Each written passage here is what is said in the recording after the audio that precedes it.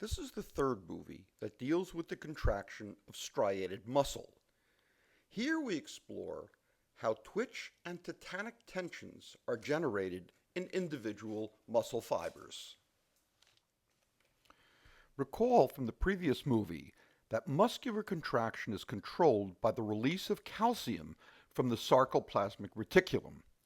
The first point that I would like to emphasize is that in skeletal muscle, sufficient calcium is released by a single action potential to cause each sarcomere to shorten maximally. As we shall see, this is only true of skeletal muscle and is not true of cardiac muscle for reasons that will be discussed in a subsequent movie. The reason for the maximal shortening is that when an action potential invades the transverse tubules, it opens the gates on the dihydropyridine receptors. Recall that the dihydropyridine receptors are actually voltage-gated calcium channels, where the gate is positively charged and thus opened when the muscle depolarizes.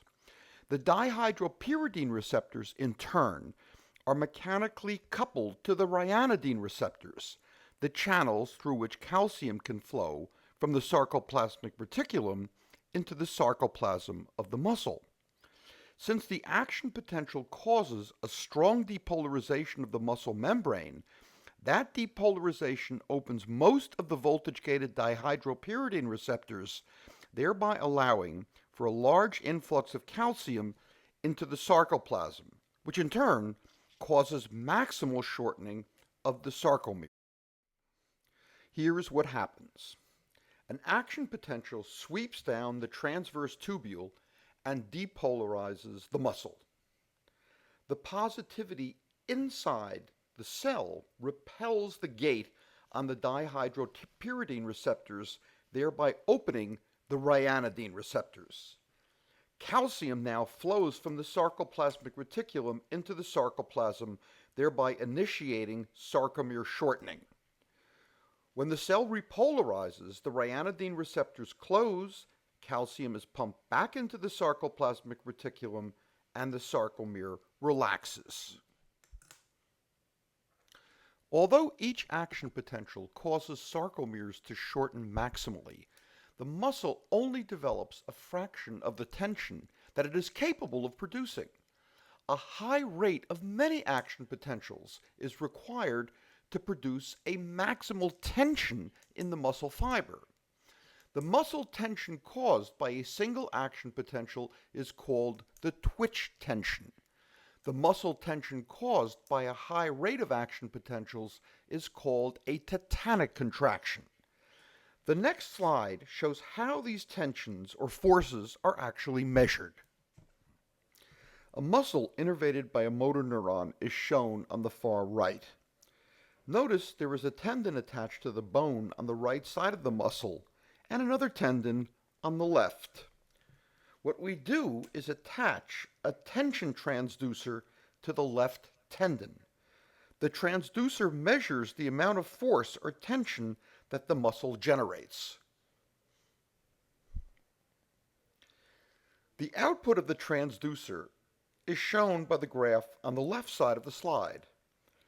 Tension, that is the amount of force that the muscle produces, is shown on the y-axis, and time in milliseconds is plotted on the x-axis. Next, we generate three action potentials, separated in time by a few hundred milliseconds, and plot the tension produced by each action potential. Make sure you watch the contraction of the muscle itself. Each action potential will evoke a twitch tension in the muscle. Since the muscle will completely relax between action potentials, each action potential will evoke exactly the same twitch tension.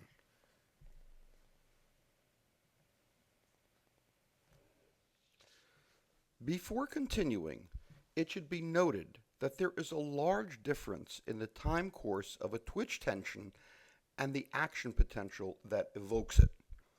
A twitch lasts for about 150 milliseconds. It takes about 50 milliseconds to reach the peak twitch tension and another 100 milliseconds for the muscle to completely relax. If a second action potential comes along before the muscle has relaxed, the tension generated by the first action potential summates with the tension generated by the second action potential. To show this summation, a twitch is evoked by a single action potential and a second action potential is generated before the muscle can completely relax. There, the twitch is summate. But now, if a high-frequency burst of action potentials is generated, the muscle cannot even begin to relax, and the tensions evoked by each action potential sum smoothly until the tension reaches a maximum value and then plateaus. Watch.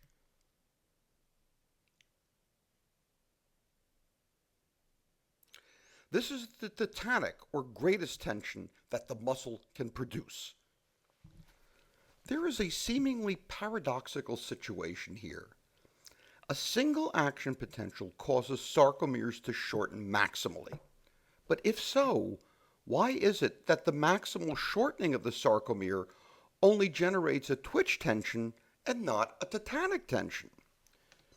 The answer is that the muscle has elastic components that interact with the actions of the sarcomeres. The elastic components are shown in this figure. A muscle together with its tendons are shown on the right, while a schematized version of a sarcomere is shown on the left. There are several noteworthy features of the schematized sarcomere. The first is the sarcomere itself. The second is the elastic properties of the tendon. Remember, a tendon is not a solid metal rod, but rather is connective tissue and thus stretchable. Since it is connected to the end of the muscle fibers, it is shown here as a series elastic component and is illustrated as a spring. The third feature is the muscle membrane itself, the sarcolemma, which is also a stretchable component. It is shown here as the parallel elastic component. The fourth feature is that the muscle is attached to bone at the top. Finally, when muscle contracts, it has to lift a load, shown in the lower portion of the figure attached to the elastic components. To illustrate the roles of the elastic components, I will only show the series elastic component. The parallel elastic component behaves in a similar way. The principal idea is that when the sarcomere contracts, it first transfers energy to the spring and has to stretch out the elastic component before the force can be transferred or applied to lifting the load. Here is how the elastic component works during a twitch. The sarcomere contracts quickly and stretches the elastic component. The contraction is so brief that most of the contraction stretches the elastic component, and the force that is transferred to the load lasts for only an instant and thus only imparts a brief lift to the load. Here it is slowed down. The sarcomere shortens, thereby stretching the elastic component. The stretched elastic component then begins to lift the load, but before the load can be lifted further by the elastic component, the sarcomere relaxes. The load is moved only a small distance. So now you can imagine why a high rate of action potential causes a tetanic contraction. As shown here, the sarcomere is not allowed to relax and therefore will stretch the elastic component for a sufficient length of time during which it allows the elastic component to transfer force to the load, thereby lifting it to a much larger distance than was possible with a short twitch. And that is the whole point. During normal operations, muscles do not twitch. Rather, they always contract tetanically.